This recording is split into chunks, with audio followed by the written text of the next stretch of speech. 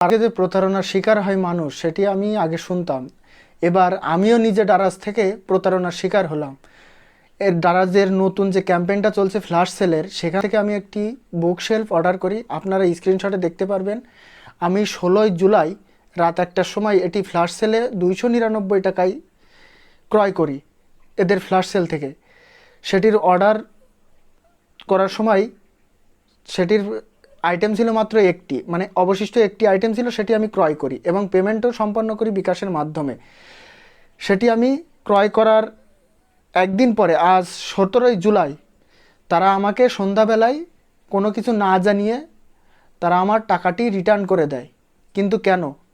আমি যে অফারে প্রোডাক্টটি কিনলাম তাতে যদি স্টকে না থাকতো তাহলে তো আমি কিনতে পারতাম না।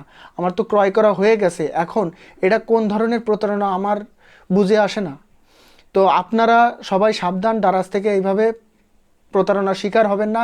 এরা এইভাবে বিভিন্ন ধরনের ফ্ল্যাশ সেল বা ক্যাম্পেইনের মাধ্যমে মানুষকে প্রতারণা করে আসছে বা করতে পারে। তো আমি যে প্রতারণার শিকার হয়েছি, আমি এটার প্রশ্ন চাই দারাজ কর্তৃপক্ষের কাছে যে কেন এই অফারে আমি কেনার পরেও, পেমেন্ট করার পরেও, প্রোডাক্ট থাকার পরেও কেন আমাকে এর টাকাটা রিটার্ন করা হলো এবং এর পক্ষে তারা কোনো কিছুই জানায়নি, সেলারও কোনো কিছু জানায়নি বা দারাজ কর্তৃপক্ষও আমাকে কোনো কিছু